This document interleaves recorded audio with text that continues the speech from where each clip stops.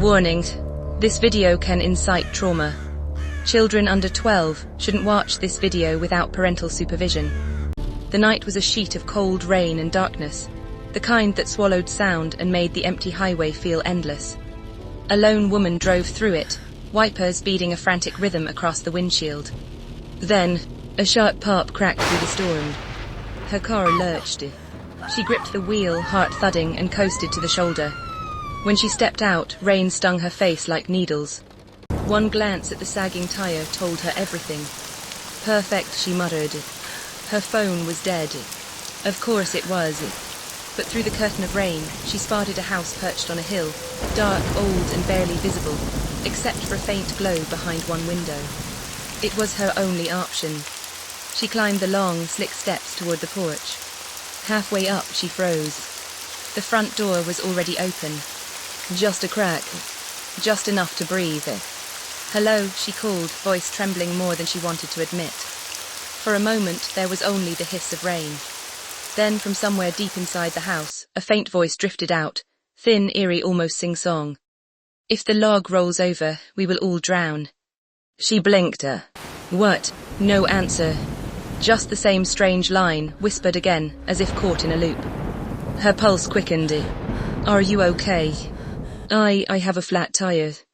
I just need to use your phone." Again, the same haunting refrain. "If the log rolls over, we will all drown." Something was wrong. Very wrong. Driven by worry, or maybe fear of standing alone in the storm, she pushed the door open. It creaked like it hadn't moved in years. Hello? Inside, the house was dim and still.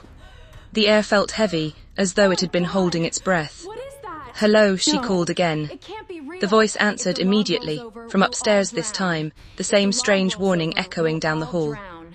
She swallowed hard and climbed the staircase. Each step groaned under her weight. At the end of the hallway, one door waited, closed, except for a sliver of darkness peeking through. The voice whispered again. She pushed the door open. Inside the bathroom, the sound was louder now, 3 tiny voices, frantic, desperate. "If the log rolls over, we will all drown." She stepped closer, and then she saw them. 3 tiny flies perched together, shouting in unison from inside the commode. Her eyes widened. "Knox, Ella, Adelins, what are you doing in here? You should have been asleep hours ago. And get off your phones." The 3 little flies froze.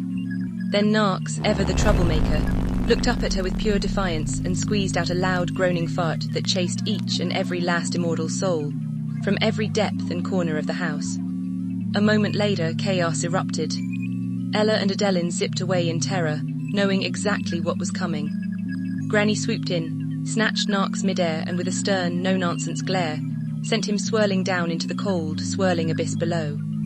Unbeknown to Granny and Knox, the commode was not a swirling abyss as first suspected.